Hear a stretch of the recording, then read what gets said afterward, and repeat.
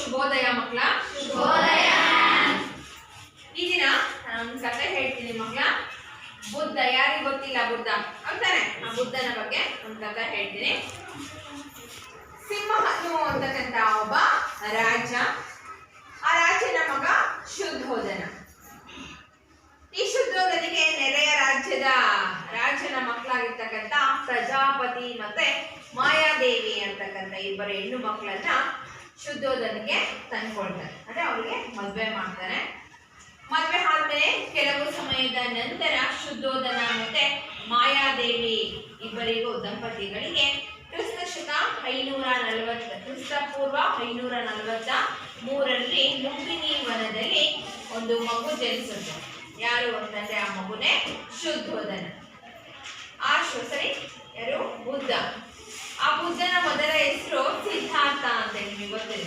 ಹಾಗಾದ್ರೆ ಈ ಸಿದ್ಧಾರ್ಥ ಹುಟ್ಟಿದ ಸ್ವಲ್ಪ ಸಮಯದ ನಂತರ, ಒಂದು 7-8 ದಿನಗಳ ನಂತರ ತಾಯಿ ಮಾಯಾದೇವಿ ಏನಾಗ್ತಾರೆ? ಮರಣವನ್ನ ಹೊಂದ್ತಾರೆ. ಮರಣವನ್ನ ಹೊಂದಿದ್ರಿಂದಾಗಿ ಈ ಸಿದ್ಧಾರ್ಥನನ್ನ ಅಂದ್ರೆ ಬುದ್ಧನನ್ನ ಆಕೆಯ ಇನ್ನೊಬ್ಬರು ತಾಯಿ ಇರ್ತಾರಲ್ಲ, ಯಾರು? ಪ್ರಜಾಪತಿ. ಆ ಪ್ರಜಾಪತಿ ಆತನನ್ನ ಸಾಕಿ ಸಲಹುತ್ತಾಳೆ. ಹೀಗೆ ಒಮ್ಮೆ ಏನಾಗುತ್ತೆ, ಈ ಮಾಯಾದೇವಿಗೆ ಕೆಲವು ದಿನಗಳಲ್ಲಿ ಹುಟ್ಟೋಕೆ ಮುಂಚೆ, ಬುದ್ಧ ಹುಟ್ಟೋದಕ್ಕೆ ಮುಂಚೆ ಒಂದು ಕನಸು ಬಿದ್ದಿರ್ತದೆ. ಏನದು ಕನಸು? ಆಕೆಯನ್ನ ಮಲಗಿದ್ದಾಗ ಆಕೆಯನ್ನ ದೇವತೆಗಳು ಬಂದು ಆಕೆಯನ್ನ ಕರ್ಕೊಂಡು ಮಾನಸ ಸರೋವರದ ಮೇಲೆ ಕರ್ಕೊಂಡು ಹೋಗಿ ಆಕೆಗೆ ಸ್ನಾನ ಮಾಡಿಸಿ ಒಂದು ಚಿನ್ನದ ತೊಟ್ಟಿಲಲ್ಲಿ ಮಲಗಿಸ್ತಾರೆ. ಮಲಗಿದ್ದಾಗ ಒಂದು ಬಿಳಿ ಆನೆ ಉತ್ತರ ದಿಕ್ಕಿನಿಂದ ಬಂದು ಆಕೆಯ ಗರ್ಭವನ್ನ ಸೇರ್ಕೊಳ್ತಾರೆ. ಆಗ ರಾಜನಿಗೆ ಈ ವಿಷಯವನ್ನ, ಶುದ್ಧೋಧನಿಗೆ ಮಾಯಾದೇವಿ ಈ ವಿಷಯವನ್ನ ಹೇಳಿರ್ತಾರೆ, ನನಗೆ ಇಂಥ ಕನಸು ಬಿದ್ದಿದೆ ಅಂತ. ಆಗ ಈ ಕನಸಿನ ಒಂದು ಏನು ಈ ರೀತಿ ಕೆಲವು ಕನಸಾಗ್ತಿದೆ ಅಂತೇಳಿ ಅಲ್ಲಿ ಹೋಗಿ ಒಬ್ಬ ಋಷಿಮುನಿಯನ್ನ ಕೇಳ್ತಾರೆ. ಕೇಳಿದಾಗ ಈ ಕನಸಿನ ಪ್ರಕಾರ ಏನಾಗುತ್ತೆ ಅಂತ ನೆಕ್ಸ್ಟ್ ಹೇಳ್ತಾನೆ. ಈ ಕನಸಿನ ಪ್ರಕಾರ ಒಂದು ಅವನು ಏನು ಪಟ್ಟಾಭಿಷೇಕ ಆದ್ರೆ ಒಂದು ರಾಜ್ಯವನ್ನ ಆಳ್ಬೋದು, ಇಲ್ಲ ಅಂದ್ರೆ ಅವನು ಸನ್ಯಾಸಿ ಆಗ್ಬೋದು ಅಂತ ಹೇಳಿ ಆ ಋಷಿಗಳು ಹೇಳಿರ್ತಾರೆ. ಹಾಗಾಗಿ ಆ ಸನ್ಯಾಸಿ ಆಗ್ಬಿಟ್ರೆ ಅಂತ ಹೇಳ್ಬಿಟ್ಟು ಶುದ್ಧೋಧನ ಏನ್ ಮಾಡ್ತಾನೆ, ಅವನನ್ನ ತುಂಬಾ ಇದರಿಂದ ಬೆಳೆಸ್ತಾನೆ. ಅಂದ್ರೆ ಹೊರಗೆಲ್ಲೂ ಕಳಿಸೋದಿಲ್ಲ. ಅದರಲ್ಲೂ ಸನ್ಯಾಸಿಗಳ ಮುಖವನ್ನ ನೋಡ್ಲೇಬಾರ್ದು ಅನ್ನೋ ದೃಷ್ಟಿಯಿಂದ ಅವನ ಸಿದ್ಧಾರ್ಥನ ಬುದ್ಧನನ್ನ ಒಳಗೆ ಬೆಳೆಸ್ತಾನೆ. ಒಳಗೆ ಎಲ್ಲ ವಿದ್ಯಾಭ್ಯಾಸ ಎಲ್ಲದನ್ನು ಕೊಡಿಸ್ತಾನೆ. ಆಮೇಲೆ ಅವನು ಬೆಳೆದು ಸ್ವಲ್ಪ ದೊಡ್ಡವನಾಗ್ತಾನೆ. ಬೆಳೆದು ದೊಡ್ಡವನ ಆದಾಗ ಅವನಿಗೆ ತಂದೆ ಮದುವೆ ಮಾಡಿದ್ರೆ ಇವನು ಸಾಂಸಾರಿಕ ಜೀವನದಲ್ಲಿ ತೊಡಗ್ತಾನೆ. ಅದ್ರ ಬಗ್ಗೆನೇ ಗಮನ ಇರುತ್ತೆ, ಬೇರೆಯವ್ರ ಬಗ್ಗೆ ಗಮನ ಹೋಗಲ್ಲ ಅಂತ ಹೇಳ್ಬಿಟ್ಟು ಆಕೆಯನ್ನ ಆತನಿಗೆ ಯಶೋಧರೆ ಅಂತಕ್ಕಂಥ ಒಂದು ಕನ್ಯೆಯನ್ನ ತಂದು ವಿವಾಹವನ್ನ ಮಾಡ್ತಾರೆ. ವಿವಾಹವಾದ ನಂತರ ಅವರಿಬ್ಬರಿಗೂ ಒಂದು ಗಂಡು ಮಗು ಜನಿಸುತ್ತೆ. ಯಾವ್ದು ಗಂಡು ಮಗು? ರಾಹುಲ ಅಂತಕ್ಕಂಥ ಒಂದು ಗಂಡು ಮಗು ಜನಿಸುತ್ತೆ. ರಾಹುಲ ಅಂತಕ್ಕಂಥ ಹೆಸರನ್ನ ಅವನ ತಂದೆ ಅಂತ ಬುದ್ಧನೇ ಅವನಿಗೆ ಇಟ್ಟಿರ್ತಾನೆ. ಹೀಗೆ ಒಮ್ಮೆ ಏನ್ ಮಾಡ್ತಾನೆ, ಯಾರಿಗೂ ಸೂಚನೆಯನ್ನ ಕೊಡ್ತಾನೆ. ಬುದ್ಧ ಹೊರಗೆ ಹೊರಡ್ತಾನೆ, ಲೋಕ ಸಂಚಾರಕ್ಕೆ ಹೊರಡ್ತಾನೆ. ತನ್ನ ಸಾರಥಿಯಾಗಿರ್ತಕ್ಕಂಥ ಚನ್ನನನ್ನ ಕರ್ಕೊಂಡು ಕುದುರೆ ಗಾಡಿಯಲ್ಲಿ ಹೊರಡ್ತಾನೆ. ಹಾಗೆ ಹೀಗೆ ಒಂದು ಹೊರಗೆ ಸುತ್ತಾಡ್ತಾ ಇರ್ಬೇಕಾದ್ರೆ ಅಲ್ಲಿ ಏನ್ ಮಾಡ್ತಾನೆ, ಕೆಲವೊಬ್ಬರನ್ನ ನೋಡ್ತಾನೆ. ಅಂದ್ರೆ ಒಂದು ಹಣ್ಣು ಮುದುಕ ಹೋಗ್ತಾ ಇರ್ತಾನೆ, ಅವನು ನೋಡ್ತಾನೆ. ಒಬ್ಬ ರೋಗಿಯನ್ನ ನೋಡ್ತಾನೆ. ರೋಗಿಯ ಜೊತೆ ಒಂದು ಹೆಣವನ್ನ ಹೊತ್ಕೊಂಡು ಹೋಗ್ತಾ ಇರ್ತಾರೆ. ಆ ಹೆಣವನ್ನ ನೋಡ್ತಾನೆ, ಒಂದು ಶವವನ್ನ ನೋಡ್ತಾನೆ. ಅವರೆಲ್ಲ ನೋಡ್ಕೊಂಡು ಬರ್ತಾ ಅಲ್ಲೊಬ್ಬ ಸನ್ಯಾಸಿ ಕೂತಿರ್ತಾನೆ. ಸನ್ಯಾಸಿ ಕೂತಿದ್ದಾಗ ಅವನನ್ನ ಹೋಗಿ ಕೇಳ್ತಾನೆ, ನೀನ್ ಯಾರಪ್ಪ? ಅವನಿಗೆ ಸನ್ಯಾಸಿ ಅಂದ್ರು ಯಾರು ಅಂತ ಗೊತ್ತಿಲ್ಲ, ಹಂಗೆ ಒಳಗೆ ಬೆಳೆದಿರ್ತಾನೆ ಬುದ್ಧ. ಹಾಗಾಗಿ ಸನ್ಯಾಸಿವನ್ನ ಹೋಗಿ ಕೇಳ್ತಾನೆ, ನೀನ್ ಯಾರು ಅಂತ ಹೇಳಿ. ಆಗ ಅವನು ಹೇಳ್ತಾನೆ ಏನಂತ, ಮನುಷ್ಯ ಇವತ್ತು ಬದುಕಿ ನಾಳೆ ಸಾಯೋದಕ್ಕೆ ಇಂಥ ಒಂದು ಸಂಸಾರದ ಜಂಜಾಟದಲ್ಲಿ ಬಿದ್ದು ಒದ್ದಾಡ್ತಾ ಇದ್ದಾನೆ. ಅಂತ ಮನುಷ್ಯರ ಕಷ್ಟವನ್ನ ನೋಡಕ್ಕೆ ಆಗ್ತಾನೆ ನಾನು ಏನ್ ಮಾಡಿದ್ದೀನಿ, ಹೊರಗೆ ಬಂದು ಈ ರೀತಿಯಾಗಿ ಕಾಡು ಬೇಡುಗಳಲ್ಲಿ ನಾನು ಜೀವನ ಮಾಡ್ತಾ ಇದ್ದೇನೆ ನನ್ನ ಸನ್ಯಾಸಿ ಅಂತೇಳಿ ಹೇಳ್ತಾರೆ. ನನಗೆ ಯಾವುದೇ ಬಂಧ, ಯಾವುದೇ ಒಂದು ನೆಂಟು, ಇವುಗಳ ಏನು ನನಗೂ ಸಂಬಂಧಗಳೇ ಇಲ್ಲ ಅಂತೆಲ್ಲ ಹೇಳ್ಬಿಟ್ಟು ನಾನು ಸನ್ಯಾಸಿ ಅಂತೇಳಿ ಹೇಳ್ತಾರೆ. ಬುದ್ಧ ಮನೆಗೆ ಬಂದು ಯೋಚನೆ ಮಾಡ್ತಾನೆ, ಒಬ್ಬ ರೋಗಿ, ಒಂದು ಸಾವು, ಹೌದಾನೆ, ಹಾಗೇನೆ ಇನ್ನೊಂದು ಮುದುಕ, ಇವೆಲ್ಲ ನೋಡ್ಬಿಟ್ಟು ಮನುಷ್ಯನಿಗೆ ಇವೆಲ್ಲ ಅನಿವಾರ್ಯ ಅಲ್ಲ, ಬಂದೇ ಬರ್ತಾವಲ್ವಾ. ಮನುಷ್ಯ ಯಾವತ್ತಿದ್ರು ಸಾಯ್ಬೇಕು, ಮನುಷ್ಯನಿಗೆ ಯಾವತ್ತಿದ್ರು ರೋಗಗಳು ಬರ್ತವೆ, ಯಾವತ್ತಿದ್ರು ಅವನು ಮುದುಕ ಆಗಲೇಬೇಕು ಅಂತಕ್ಕಂಥ ಚಿಂತೆಗಳು ತನ್ನ ಮನಸ್ಸಿನಲ್ಲಿ ಕೊರೆಯೋದಕ್ಕೆ ಪ್ರಾರಂಭ ಮಾಡ್ತವೆ. ಆ ನಂತರ ಅವನು ಇವುಗಳ ಒಂದು ಇದರಿಂದಾಗಿ ಅವನು ಕೊನೆಗೆ ಯಾವ ನಿರ್ಧಾರಕ್ಕೆ ಬರ್ತಾನೆ ಅಂತಂದ್ರೆ, ಅವನು ಅರಮನೆಯನ್ನ ಬಿಟ್ಟು ಹೋಗ್ತಕ್ಕಂಥ ನಿರ್ಧಾರಕ್ಕೆ ಬರ್ತಾನೆ. ತಂದೆ ಶುದ್ಧೋಧನ ಹತ್ರ ಹೋಗ್ತಾನೆ, ನನ್ನ ಅರಮನೆಯನ್ನ ಬಿಟ್ಟು ಸನ್ಯಾಸತ್ವವನ್ನು ಸ್ವೀಕರಿಸ್ತೀನಿ ಅಂತೇಳಿ ಹೇಳ್ತಾನೆ. ಅದೇ ಶುದ್ಧೋಧನ ಒಪ್ಪೋದಿಲ್ಲ, ಇಲ್ಲಪ್ಪ ನಾನು ಇದನ್ನು ಕಳಿಸ್ಕೊಡಲ್ಲ ಅಂತ ಹೇಳ್ತೇನೆ. ಹಾಗಾದ್ರೆ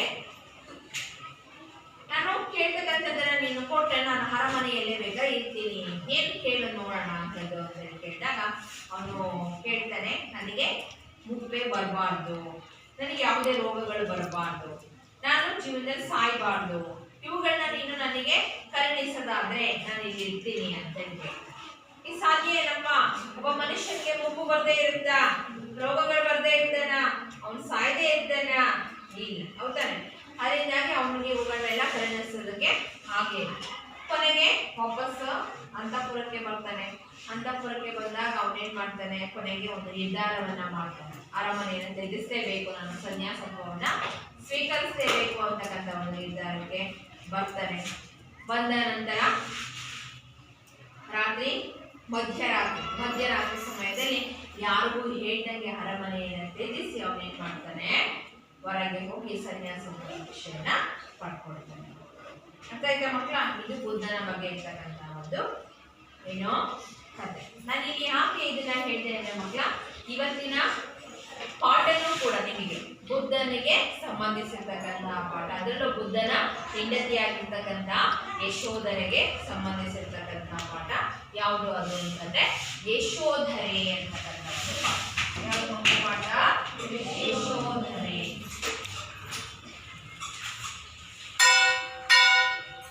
ಯಶೋಧರೆ ಅಂತಕ್ಕಂಥ ಒಂದು ಗದ್ಯ ಭಾಗ.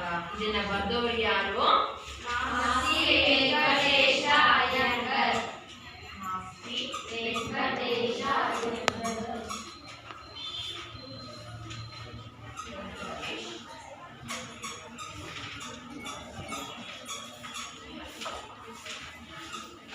ಮಾಸ್ತಿ ವೆಂಕಟೇಶ್ ಅಯ್ಯಂಗಾರ್. ಮಕ್ಕಳ, ಇವರ ಒಂದು ಪರಿಚಯವನ್ನ ಈಗ ನಮ್ಮ ವಿದ್ಯಾರ್ಥಿಗಳು ಮಾಡಿಕೊಡ್ತಾರೆ. ಬನ್ನಿ.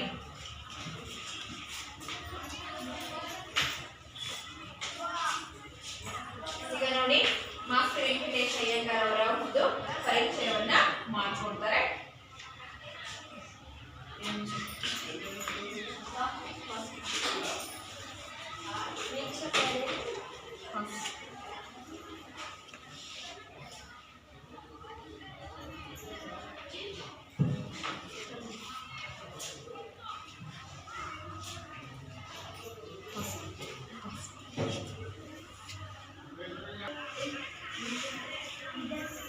ವೀಕ್ಷಕರೇ, ಸಿರಿಗನ್ನಡ ಚಾನೆಲ್ಗೆ ಸುಸ್ವಾಗತ, ಸುಸ್ವಾಗತ.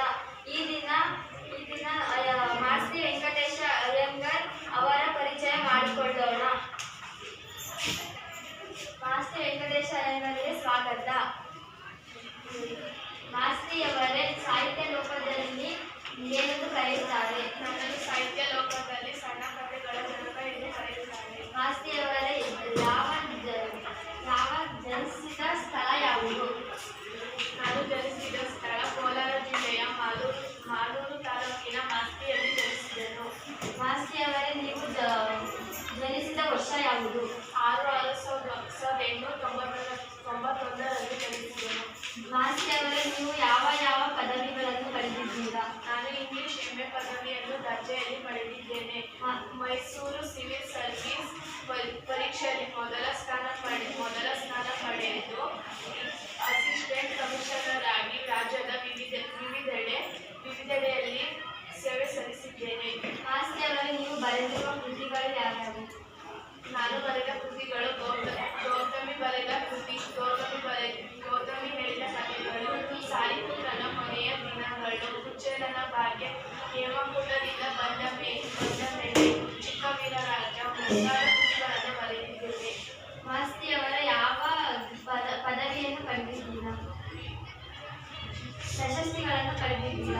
ನಾನು ಜ್ಞಾನಪೀಠ ಪ್ರಶಸ್ತಿಗಳನ್ನು ಪಡೆದಿದ್ದೇನೆ.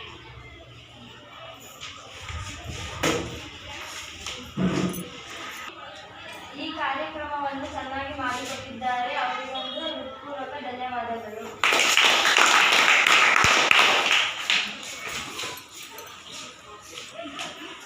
ನಮ್ಮ ವಿದ್ಯಾರ್ಥಿಗಳು ತುಂಬಾ ಉತ್ತಮವಾಗಿ ಮಾಸ್ತಿ ವೆಂಕಟೇಶ್ ಅಯ್ಯಂಗಾರ್ ಅವರ ಒಂದು ಪರಿಚಯವನ್ನು ಮಾಡಿಕೊಟ್ಟಿದ್ದಾರೆ ಮಕ್ಕಳ.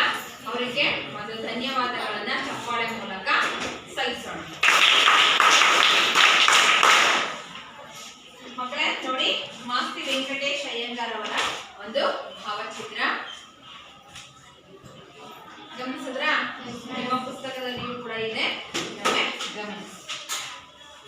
ಮಕ್ಕಳೇ, ಈ ಯಶೋಧರೆ ಅಂತಕ್ಕಂಥದ್ದು ಒಂದು ಕನ್ನಡ ಸಾಹಿತ್ಯದಲ್ಲಿ ಬರ್ತಕ್ಕಂಥ ಒಂದು ನಾಟಕ ಪ್ರಕಾರಕ್ಕೆ ಸೇರ್ತಕ್ಕಂಥದ್ದು. ಯಾವ ಪ್ರಕಾರಕ್ಕೆ ಸೇರ್ತಕ್ಕಂಥದ್ದು? ನಾವು ಕನ್ನಡ ಸಾಹಿತ್ಯದ ಹಲವಾರು ಪ್ರಕಾರಗಳನ್ನ ನೋಡ್ತಾ ಹೋಗ್ತೀವಿ, ಹೌದಲ್ವಾ? ಕತೆ, ಕಾದಂಬರಿ, ವಿಮರ್ಶೆ, ಸಣ್ಣ ಕಥೆಗಳು, ಹೌದಾನೆ? ಹಾಗೆ ಆತ್ಮಚರಿತ್ರೆ, ಜೀವನ ಚರಿತ್ರೆ, ವ್ಯಕ್ತಿ ಚಿತ್ರ, ಅದೇ ರೀತಿ ನಾಟಕನು ಕೂಡ ಒಂದು ಅಂತೇಳಿ ಹೇಳಿ. ನಾಟಕ ಅಂದ್ರೆ ಏನು ಮಕ್ಕಳ?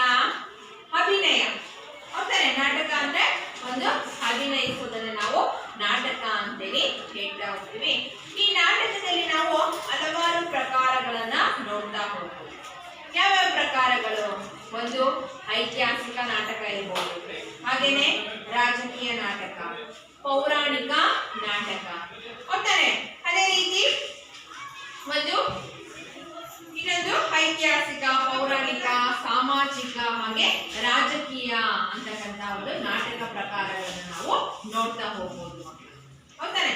ಹಾಗೆ ಈ ಯಶೋಧರೆ ಅಂತಕ್ಕಂಥದ್ದು ಕೂಡ ಒಂದು ನಾಟಕ.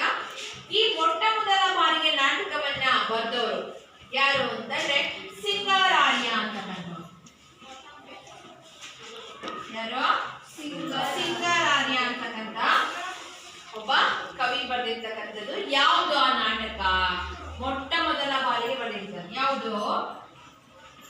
ಮಿತ್ರವಿಂದ ಗೋವಿಂದ. ಯಾವುದು ಆ ನಾಟಕ?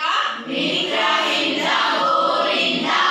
ಸಿಂಗಾರಾರ್ಯ ಬರೆದಿರ್ತಕ್ಕಂಥ ಒಂದು ನಾಟಕ ಇದು. ಅರ್ಥ ಆಗ್ತಿದೆಯಾ ಮಕ್ಕಳ? ಇದು ಮೊಟ್ಟ ಮೊದಲ ನಾಟಕ ಅಂತೇಳಿ ನಾವು ಹೇಳ್ತಾ ಹೋಗ್ತೀವಿ. ಇದು ನಾಟಕದ ಬಗ್ಗೆ ಇರ್ತಕ್ಕಂಥ ಮಾಹಿತಿ. ಅರ್ಥ ಆಯ್ತಾ? ಇನ್ನ ಮುಂದುವರೆದು ಈ ಗದ್ಯ ಭಾಗದ ಒಂದು ಪೂರ್ವ ಕಥೆಯನ್ನ ನೋಡೋಣ ಮಕ್ಕಳ. ನಾನು ಸ್ಟಾರ್ಟಿಂಗ್ಗೆ ಒಂದು ಬುದ್ಧನ ಬಗ್ಗೆ ಕತೆ ಹೇಳಿದೆ, ಹೌದಾನೆ? ಅದರ ಮುಂದುವರೆದ ಭಾಗ ನಾವು ಪೂರ್ವ ಕಥೆಯಲ್ಲಿ ನೋಡ್ಬೋದು ಮಕ್ಕಳ. ಈಗಾಗಲೇ ಬುದ್ಧ ಅರಮನೆಯನ್ನ ತ್ಯಜಿಸಿ ಹೋಗಿ ಸುಮಾರು 10 ವರ್ಷಗಳೇ ಆಗೋಯ್ತು. ಮಗ ಹುಟ್ಟಿದಾಗ ಅವನ ಅರಮನೆಯನ್ನ ತ್ಯಜಿಸಿ ಹೋಗಿದ್ದ. ಅದರಿಂದಾಗಿ ಮಗನಿಗೂ 10 ವರ್ಷ ಆಗಿದೆ. ತಾಯಿ ಏನ್ ಮಾಡ್ತಿದ್ದಾಳೆ? ಈ ಕಡೆ ಕಪಿಲ ವಸ್ತುವಿನ ಅಂತಃಪುರದಲ್ಲಿ ತಾಯಿ ಏನ್ ಮಾಡ್ತಿದ್ದಾಳೆ? ಒಬ್ಳೇ ಚಿಂತಾಮಗ್ನಳಾಗಿ ಸಿದ್ಧಾರ್ಥನನ್ನ ನೆನಪಿಸ್ಕೊಂಡು ಚಿಂತೆ ಮಾಡ್ತಾ ಕೂತಿದ್ದಾಳೆ, ಕಣ್ಣೀರಿಡ್ತಾ ಕೂತಿದ್ದಾಳೆ. ಆಗ ಕಣ್ಣೀರ ಇಡ್ತಾ ಅದನ್ನ ಕಂಡ್ಬಿಟ್ಟು ಆಕೆಯ ಸೇವಕಿ, ಯಾವ ಸೇವಕಿ? ಅಂಬಿಕೆ. ಯಶೋಧರೆಯ ಸೇವಕಿ ಯಾರು? ಅಂಬಿಕೆ ಅಂತಕ್ಕಂಥವ್ರು. ಅಂಬಿಕೆ ಬಂದು ಕೇಳ್ತಾಳೆ, ಯಾಕೆ ರಾಣಿ ಈ ರೀತಿ ಕೂತಿದ್ದೀರಾ? ಯಾಕೆ ಅಳ್ತಾ ಇದ್ದೀರಾ? ಏನಾಯ್ತು ಅಂತ ಹೇಳಿ ಕೇಳಿದಾಗ ಆಗ ಯಶೋಧರೆ ಹೇಳ್ತಾರೆ, ನಾನು ಒಂದು 10 ವರ್ಷಗಳ ಹಿಂದೆ ಒಂದು ಘೋರವಾದ ಕನಸನ್ನ ಕಂಡಿದ್ದೆ. ಆ ಕನಸಿನ ಪ್ರಕಾರ ನನ್ನ ಗಂಡನಾಗಿರ್ತಕ್ಕಂಥ ಬುದ್ಧ ನನ್ನನ್ನ ಬಿಟ್ಟು ಹೋದ. ಈಗ 10 ವರ್ಷಗಳ ಆದ್ಮೇಲೆ ಅದೇ ರೀತಿ ಕನಸು ನನಗೆ ಬಿದ್ದಿದೆ. ಅದರಿಂದಾಗಿ ಇವಾಗ ನನಗೆ ಭಯ ಆಗ್ತಾ ಇದೆ. ಅವಾಗ 10 ವರ್ಷಗಳ ಹಿಂದೆ ನನ್ನ ಗಂಡ ನನ್ನನ್ನು ಬಿಟ್ಟು ಹೋದ. ಈಗ 10 ವರ್ಷಗಳ ನಂತರ ಈ ರೀತಿ ಕನಸು ಬಿದ್ದಿದೆ ನನಗೆ. ಈಗ ಏನಾಗುತ್ತೋ? ಅದೇ ಟೈಮಲ್ಲಿ ರಾಹುಲನ್ನು ಕೂಡ ನಾನು ತಂದೆಯನ್ನ ನೋಡಿಲ್ಲ, ತಂದೆ ಮುಖ ನೋಡ್ಬೇಕು, ತಂದೆಯನ್ನ ಮಾತಾಡಿಸ್ಬೇಕು. ಹಾಗಾಗಿ ನಾನು ಕಾಡಿಗೆ ಹೋಗ್ತೀನಿ, ತಂದೆಯನ್ನ ಮಾತಾಡಿಸ್ಕೊಂಡು ವಾಪಸ್ಸು ಅರಮನೆಗೆ ತಂದೆಯನ್ನ ಕರ್ಕೊಂಡು ಬರ್ತೀನಿ ಅಂತೇಳಿ ತಾತನ ಹತ್ರ, ಅಂದ್ರೆ ರಾಜ ಶುದ್ಧೋಧನ ಹತ್ರ ಕೇಳಿದನಂತೆ. ಶುದ್ಧೋಧನ ರಾಜನು ಕೂಡ ಆಗ್ಲಿ ಅಂತೇಳಿ ಸಮ್ಮತಿಯನ್ನ ಸೂಚಿಸಿದರಂತೆ. ಹಾಗಾಗಿ ಈಗ ಮಗನು ಕಾಡಿಗೆ ಹೋಗ್ತೀನಿ, ತಂದೆಯನ್ನ ಕರ್ಕೊಂಡು ಬರ್ತೀನಿ ಅಂತ ಹೇಳಿ ಬೇರೆ ಹೇಳ್ತಾ ಇದ್ದಾನೆ. ಇವಾಗ ಏನಾಗುತ್ತೋ, ತಂದೆ ನನ್ನನ್ನ ಬಿಟ್ಟು ಹೋದ, ಮಗನು ನನ್ನನ್ನ ಈಗ ಬಿಟ್ಟು ಹೋಗ್ತಾನ ಅಂತಕ್ಕಂಥ ಒಂದು ಭಯ ನನ್ನಲ್ಲಿ ಕಾಡ್ತಾ ಇದೆ ಅಂಬಿಕೆ.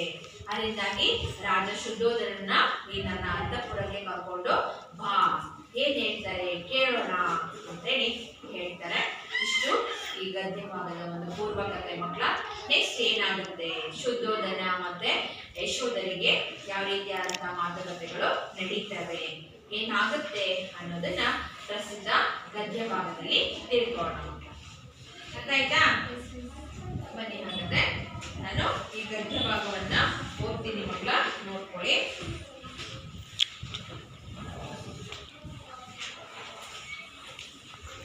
ನೋಡ್ಕೊಳ್ಳಿಲ್ಲ ಪುಸ್ತಕ ಗಮನವಿಟ್ಟು.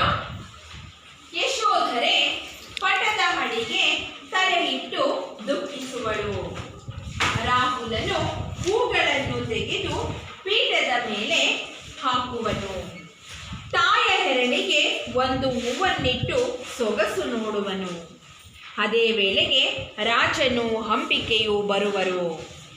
ರಾಜ, ಅಮ್ಮಾಜಿ ಬಂದಿಹೆನು. ಯಶೋಧರೆ ಎದ್ದು ಬಂದು ನಮಸ್ಕರಿಸಿ ಪೀಠವನ್ನು ಕೊಡಬೇಕು. ನಾನು ಬಹುದಿನದಿಂದ ನಿಮ್ಮ ಬೇಡುತ್ತಲಿದ್ದೆ. ಸೋದರಿಯ ಸುತ ಎಂದು ಎಳೆತನದಲ್ಲೇ ನನ್ನ ಕರೆ ತಂದಿರಿ. ಸಾಕಿ ಸಲಹಿದಿರಿ, ಸೊಸೆಯಾಗಿ ಮನೆಗೆ ಮುಗಿಸಿದಿರಿ, ಬಾಳುವೆಯನ್ನು ಉದ್ಧರಿಸಿದಿರಿ. ಕನಸಿನಲ್ಲಿ ಎನಿಸಲಾಗದ ಸೌಖ್ಯಗಳ ನಾನು ನಿಮ್ಮ ಅರಮನೆಯಲ್ಲಿ ಅನುಭವಿಸಿ ಸುಖಿಸಿದೆನು. ರಾಜ, ನನ್ನ ಅರಮನೆಯಲ್ಲಿ?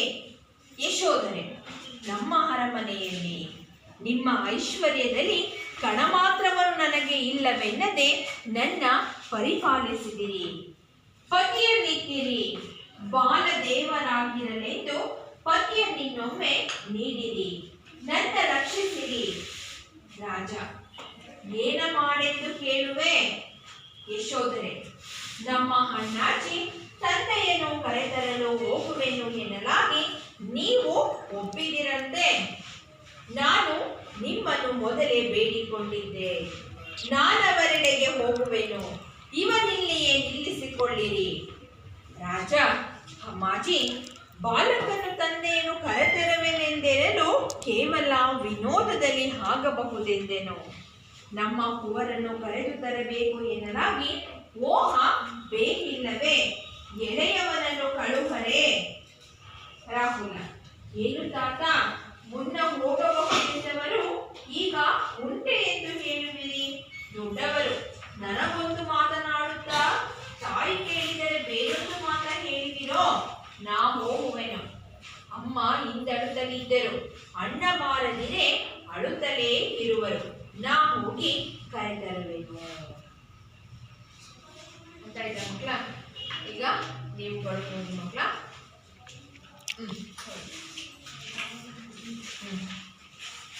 ಯಶೋಧರೆ ಮಾಸ್ತಿ ವೆಂಕಟೇಶ ಅಯ್ಯಂಗರ್. ಯಶೋಧರೆ ಹಠದ ಅಡಿಗೆ ತಲೆ ಇಟ್ಟು ದುಃಖಿಸುವಳು. ರಾಹುಲನು ಹೂಗಳನ್ನು ತೆಗೆದು ಪೀಠದ ಮೇಲೆ ಹಾಕುವನು. ತಾಯ ಹೆರಳಿಗೆ ಒಂದು ಹೂವನ್ನಿಟ್ಟು ಸೊಗಸು ನೋಡುವನು. ಅದೇ ವೇಳೆಗೆ ರಾಜನು ಅಂಬಿಕೆಯು ಬರುವರು. ರಾಜ, ಅಮ್ಮಾಜಿ ಬಂದಿಹೆನು. ಯಶೋಧರೆ ಎದ್ದು ಬಂದು ನಮಸ್ಕರಿಸಿ ಪೀಠವನ್ನು ಕೊಡಬೇಕು. ನಾನು ಬಹುದಿನದಿಂದ ನಿಮ್ಮ ಬೇಡುತ್ತಲಿದ್ದೆ. ಸೋದರಿಯ ಸುದ್ದಿ ಎಂದು ಎಳೆತನದಲ್ಲೇ ನನ್ನ ಕರೆತಂದಿರಿ. ಸಾಕಿ ಸಲಹಿದ್ದೀರಿ, ಸೊಸೆಯಾಗಿ ಮನೆಗೆ ಹೋಗಿಸಿದ್ದೀರಿ, ಬಾಳುವೆಯನ್ನುದ್ಧರಿಸಿದ್ದೀರಿ. ಕನಸಿನಲ್ಲಿ ಎಣಿಸಲಾಗದ ಸೌಖ್ಯಗಳ ನಾನು ನಿಮ್ಮ ಅರಮನೆಯಲ್ಲಿ ಅನುಭವಿಸಿ ಸುಖಿಸಿದೆನು. Good, very good. ನೆಕ್ಸ್ಟ್. ರಾಜ, ನನ್ನ ಅರಮನೆಯಲ್ಲಿ. ಯಶೋಧರೆ, ನಮ್ಮ ಅರಮನೆಯಲ್ಲಿ. ನಿಮ್ಮ ಐಶ್ವರ್ಯದಲ್ಲಿ ಕಣಮಾತ್ರವನ್ನು ನನಗೆ ಇಲ್ಲವೆನ್ನದೆ ನನ್ನ ಪರಿಪಾಲಿಸಿದಿರಿ. ಪತಿಯನ್ನಿತ್ತರಿ, ಬಾಲದೇವರಾಗಿರಲೆಂದು ಪತಿಯನ್ನಿನ್ನೊಮ್ಮೆ ನೀಡಿರಿ, ನನ್ನ ರಕ್ಷಿಸಿರಿ. ರಾಜ, ಏನ ಮಾಡೆಂದು ಕೇಳುವೆ? ಯಶೋಧರೆ, ನಮ್ಮ ಅಣ್ಣಾಜಿ ತಂದೆಯನ್ನು ಕರೆದ. ವೆರಿ ಗುಡ್, ಕೂತ್ಕೊಳ್ಳೋ. ಹಾ. ತಂದೆಯನ್ನು ಕರೆತರಲು ಹೋಗುವೆನೋ ಎನ್ನಲಾಗಿ ನೀವು ಒಪ್ಪಿದ್ದೀರಂತೆ. ನಾನು ನಿಮ್ಮನ್ನು ಮೊದಲೇ ಬೇಡಿಕೊಂಡಿದ್ದೆ. ನಾನವರೆಡೆಗೆ ಹೋಗುವೆನು. ಇವನನ್ನಿಲ್ಲಿಯೇ ನಿಲ್ಲಿಸಿಕೊಳ್ಳಿರಿ. ರಾಜ ಅಮ್ಮಾಜಿ, ಬಾಲಕನು ತಂದೆಯನ್ನು ಕರೆತರುವುದರಿಂದಲೂ ಕೇವಲ ವಿನೋದದಲ್ಲಿ ಆಗಬಹುದೆಂದನು. ನಮ್ಮ ಕುವರನ ಕರೆದು ತರಬೇಕು ಎನ್ನಲಾಗಿ ಓಹ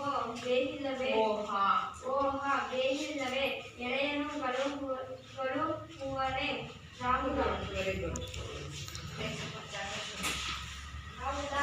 ಏನು ಕಾಲ ಇನ್ನು ಹೋಗಬಹುದೆಂದವರು ಈಗ ಒಂದೇ ಎಂದು ಹೇಳುವಿರಿ.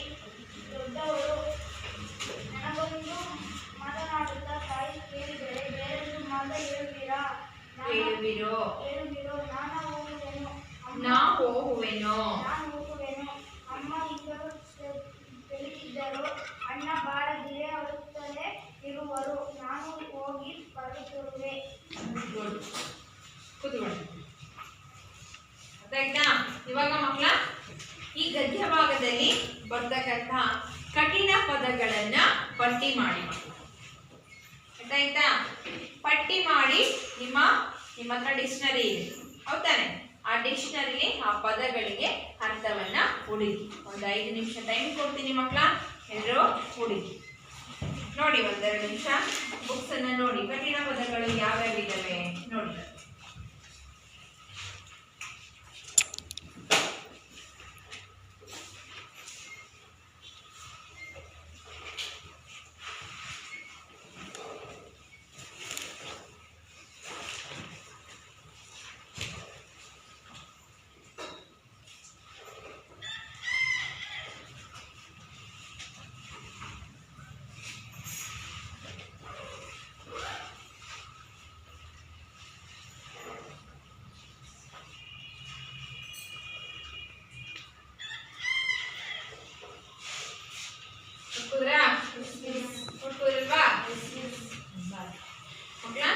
ಈಗ ನೀವು ಕಠಿಣ ಪದಗಳು ಹಾಗೆ ನನಗೆ ಡಿಕ್ಷನರಿ ಸಹಾಯದಿಂದ, ನಿಘಂಟಿನ ಸಹಾಯದಿಂದ ಅರ್ಥನ ಕೂಡ ಓದ್ತಿದ್ದೀರಾ.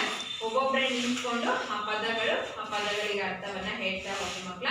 ತೃಪ್ತಿ ಬೋರ್ಡ್ ಮೇಲೆ ಬರೀತಾವ, ಅದು ಅಳಿಸ್ಬೋದು.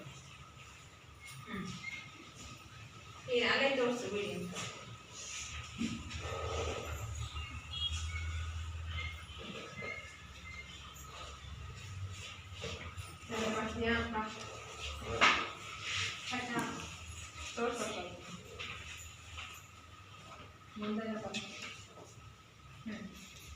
ಪಟ, ಪಟದ ಅರ್ಥ ಫೋಟೋ.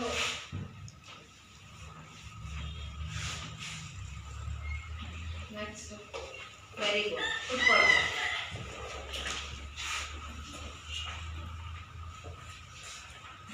ನೆಕ್ಸ್ಟ್ ಇನ್ನೊಂದು ಪದ ಆಳ್ಮ.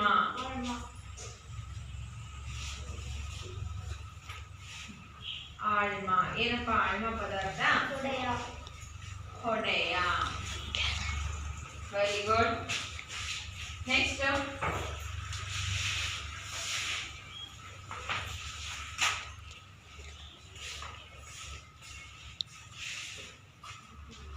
ವಿನೋದ. ವಿನೋದ ಏನು? ವಿನೋದ ಪದಾರ್ಥ ತಮಾಷೆ. ತಮಾಷೆ.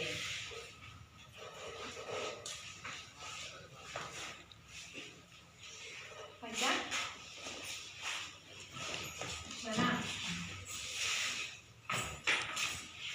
ಸರಿ ಮಕ್ಕಳ, ಈ ಪಾಠದಲ್ಲಿ ಬರ್ತಕ್ಕಂಥ ಕೆಲವೊಂದು ಕಠಿಣ ಪದಗಳು, ಆ ಪದಗಳಿಗೆ ಅರ್ಥವನ್ನ ಬರೆದಿದ್ದಾಳೆ ತೃಪ್ತಿ. ಯಾವುದೇ ತಪ್ಪಿಲ್ಲದಂಗೆ ಬರೆದಿದ್ದಾಳೆ. ಅವಳಿಗೂ ನನ್ನ ಪರವಾಗಿ ಧನ್ಯವಾದಗಳು. ನೆಕ್ಸ್ಟ್ ನಾವು ಇವಾಗ ಮಕ್ಕಳೇ ಗದ್ಯದ ಕಡೆ ಹೋಗೋಣ. ಈಗಾಗಲೇ ನಾವು ಪೂರ್ವಕತೆಯಲ್ಲಿ ತಿಳ್ಕೊಂಡಿರೋ ರೀತಿ ಯಶೋಧರೆ ಏನ್ ಮಾಡ್ತಾ ಇದ್ದಾರೆ? ಗಂಡನ ಫೋಟೋದ ಕೆಳಗೆ ಕೂತ್ಕೊಂಡು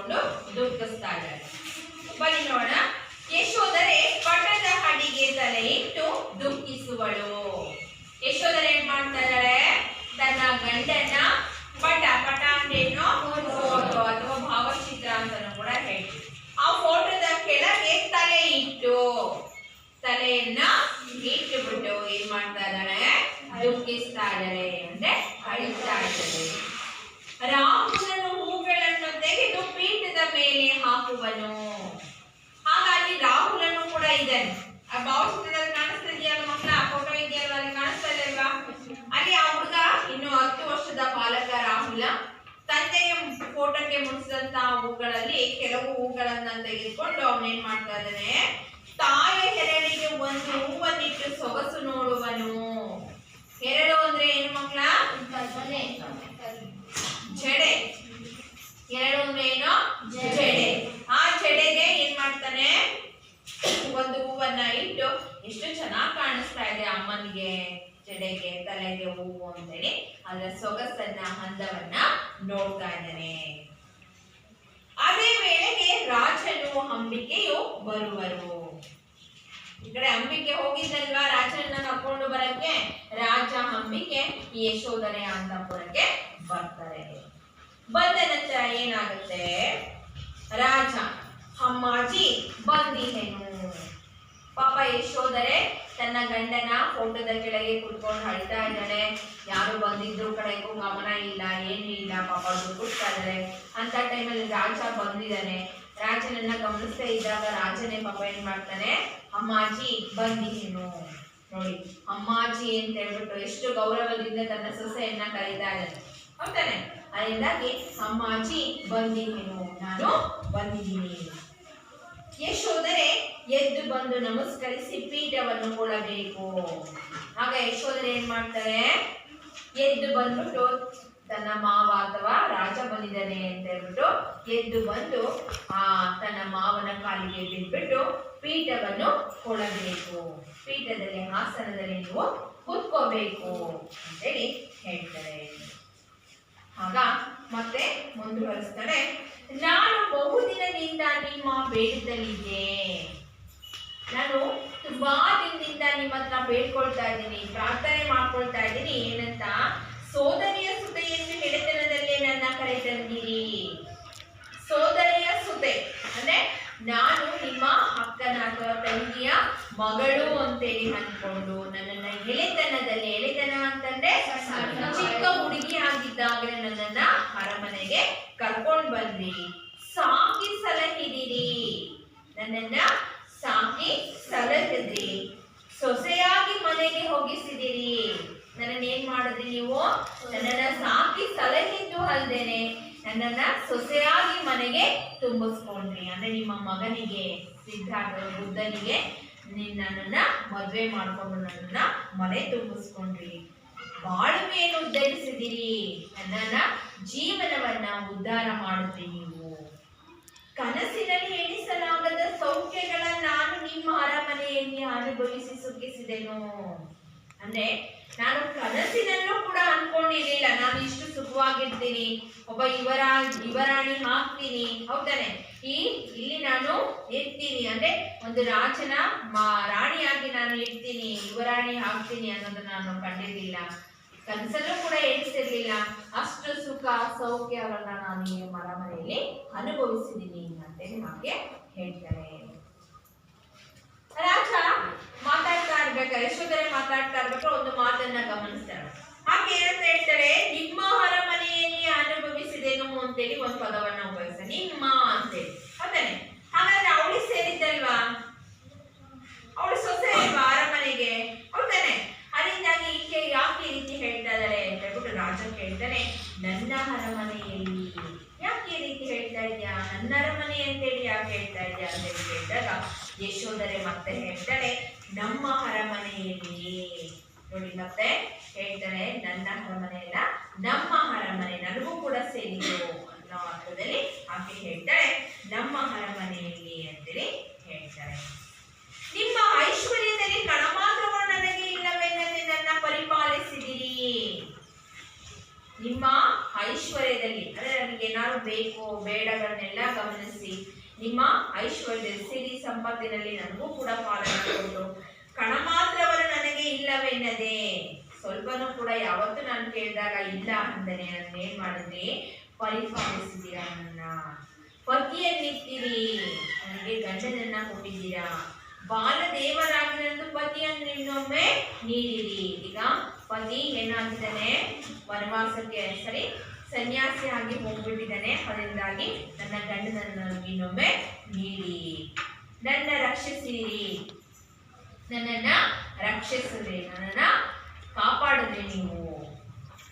ರಾಜ ಏನ ಮಾಡೆಂದು ಹೇಳುವೆ. ಆಗ ರಾಜ ಕೇಳ್ತಾನೆ, ಏನು ಮಾಡೋಣ ನಾನೀಗ, ಯಾಕೆ ಈ ರೀತಿ ಹೇಳ್ತಾ ಇದ್ದೆ, ನನ್ನಿಂದ ಏನಾಗ್ಬೇಕು ನಿನಗೆ, ಏನ್ ಮಾಡು ಅಂತೇಳಿ ಹೇಳ್ತಾ ಇದ್ಯಾ ಅಂತೇಳಿ ಕೇಳಿದಾಗ ರಾಜ ಹೇಳ್ತಾನೆ, ಅದಕ್ಕೆ ರಾಣಿ ಹೇಳ್ತಾರೆ, ಯಾರೋ ಯಶೋಧನೆ ಹೇಳ್ತಾಳೆ, ನಮ್ಮ ಅಣ್ಣಾಜಿ ತಂದೆಯನ್ನು ಕರೆಯುತ್ತರವನು ಹೋಗುವನು ಎನಗಾಗಿ ನೀವು ಒಪ್ಪಿದಿರಂತೆ. ಅಂದ್ರೆ ನನ್ನ ಅಣ್ಣಾಜಿ, ಅಣ್ಣಾಜಿ ಯಾರಿಲ್ಲಿ ಮಗ, ಅಣ್ಣಾಜಿ ಯಾರಿಲ್ಲಿ ಮಗ, ಯಾರು ಯಶೋಧರೆಯ ಮಗ ರಾಹುಲ, ಹೌದಾನೆ. ನನ್ನ ಅಣ್ಣಾಜಿ ತಂದೆಯನ್ನು ಕರೆತರಲು ಹೋಗುವೆನು ಎನ್ನಲಾಗಿ, ತಂದೆಯನ್ನ ಕರ್ಕೊಂಡು ಬರಕ್ಕೆ ಕಾಡಿಗೆ ಹೋಗ್ತೀನಿ ಅಂತೇಳಿ ಹೇಳಿದಾಗ ನೀವು ಒಪ್ಪಿದಿರಂತೆ. ಶುದ್ಧೋಧನ, ರಾಜ ನೀವು ಒಪ್ಪಿದ್ರಿ ಅಂತೆ. ನೀವು, ನಾನು ನಿಮ್ಮನ್ನು ಮೊದಲೇ ಬೇಡಿಕೊಂಡಿದ್ದೆ, ನಾನು ನಿಮ್ಮನ್ನ ಮೊದಲೇ ಬೇಡ್ಕೊಂಡಿದ್ದೆ, ಹೌದಾನೆ. ನಾನು ಹೋಗ್ತೀನಿ, ನನ್ನ ಗಂಡನನ್ನ ಕರೆತರ್ತೀನಿ ಅಂತೇಳಿ ನಾನು ಬೇಡ್ಕೊಂಡಿದ್ದೆ. ನಾನು ಅವರೆಡೆಗೆ ಹೋಗುವೆನು, ಆದ್ರೆ ನಾನು ಇವಾಗ ಬೇಕಾದ್ರೆ ಅವರ ಹತ್ರ ಹೋಗ್ತೀನಿ, ಇವನಿಲ್ಲಿಯೇ ನಿಲ್ಲಿಸಿಕೊಳ್ಳಿರಿ, ಇವನನ್ನೇನ್ ಮಾಡಿ ಇಲ್ಲಿಯೇ ನಿಲ್ಲಿಸಿಕೊಳ್ಳಿ. ರಾಜ ಅಮ್ಮಾಜಿ ಬಾಲಕನು ತಂದೆಯನ್ನು ಕರೆತರುವೆನೆಂದೆನಲು ಅನ್ಮಾಡ್ತಾ. ರಾಜ ಅಮ್ಮಾಜಿ ಬಾಲಕನು ತಂದೆಯನ್ನು ಕರೆತರುವೆನೆಂದೆಲೋ ಕೇವಲ ವಿನೋದದಲ್ಲಿ ಆಗಬಹುದೆಂದೆನೋ. ನಾನು ಯಾಕೆ ಒಪ್ಪಿಗೆಯನ್ನ ಕೊಟ್ಟೆ ಅಂತಂದ್ರೆ, ಸಣ್ಣ ಹುಡುಗ ತಂದೆಯನ್ನ ಕರೆತರಕ್ಕೆ ಕಾಡಿಗೆ ಹೋಗ್ತೀನಿ ಅಂತ ಹೇಳಿ ಕೇಳಿದಾಗ ಸುಮ್ಮನೆ ವಿನೋದದಲ್ಲಿ ಅಂತಂದ್ರೆ ತಮಾಷೆಯಾಗಿ ಹೋಗುವಂತೆ ಕಣಪ್ಪ ನೀನು ಅಂತ ನಾನು ಹೇಳಿದ್ದೆ. ನಮ್ಮ ಹೂವರನ್ನು ಕರೆತರಬೇಕು ಎನ್ನಲಾಗಿ ಬೇಕಿಲ್ಲವೇ, ಹಂಗೇನಾದ್ರೂ ನನ್ನ ಮಗನನ್ನ ಕರ್ಕೊಂಡು ಬರ್ಬೇಕು ಅಂತಂದ್ರೆ ಈ ಸಣ್ಣ ಹುಡುಗನ್ ಕಳಿಸ್ಬೇಕಾ? ನಮ್ಮ ಅರಮನೆಯಲ್ಲಿ ಬೇಕಾದಷ್ಟು ಕಾವಲುಗಾರರಿದ್ದಾರೆ, ಅವ್ರನ್ನ ಬೇಕಾದ್ರೆ ಕಳಿಸ್ತೀನಿ. ಎಳೆಯವನನ್ನು ಕಳುಹರೆ, ಯಾರಾದ್ರೂ ಎಳೆಯವನನ್ನ ಚಿಕ್ಕವನನ್ನ ಕಳಿಸ್ತಾರ ಅಂತೇಳಿ ಹೇಳ್ತಾನೆ ಮಕ್ಳ. ನೆಕ್ಸ್ಟ್ ಇದರ ಮುಂದಿನ ಒಂದು ಭಾಗವನ್ನ ನೋಡೋಣ ಮಕ್ಳ. ಇವಾಗ ಒಂದು ಮೌಲ್ಯಮಾಪನ ಚಟುವಟಿಕೆಯನ್ನ ಮಾಡೋಣ. ಇದ್ರ ಬಗ್ಗೆ ಕೆಲವೊಂದು ಪ್ರಶ್ನೆಗಳನ್ನ ಕೇಳ್ತಾ ಹೋಗ್ತೀವಿ ಮಕ್ಳ. ಕವಿ ಪರೀಕ್ಷೆಯನ್ನು ಕೂಡ ಆಗಿದೆ, ಹೌದಾನೆ. ಮಾಸ್ತಿ ವೆಂಕಟೇಶ್ ಅಯ್ಯಂಗಾರ್ ಅವರಿಗೆ ಇರ್ತಕ್ಕಂಥ ಬಿರುದು ಯಾವುದು? ಯಾರಾದ್ರೂ ಒಬ್ರು?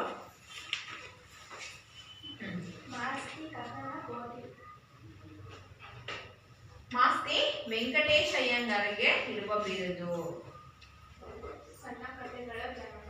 ಯಾವುದು? ಸಣ್ಣ ಕಥೆಗಳ ಜನಕ. Very good. ಹಾಗೆ ಇನ್ನೊಂದು ಪ್ರಶ್ನೆ, ಮಾಸ್ತಿ ವೆಂಕಟೇಶ್ ಅವರು ಜನಿಸಿದ ಸ್ಥಳ ಯಾವುದು? ಮಾಸ್ತಿ ವೆಂಕಟೇಶ್ ಅಯ್ಯಂಗಾರ್ ಅವರು ಜನಿಸಿದ ಸ್ಥಳ ಯಾವುದು?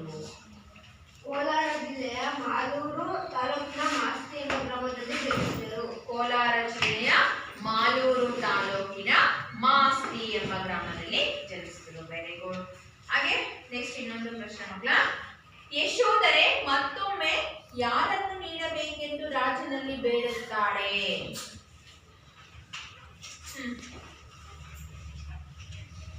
ಯಾರನ್ನ ಮತ್ತೊಮ್ಮೆ ನೀಡಬೇಕಂತ ಬೇಡ್ಕೊಳ್ತಾಳೆ?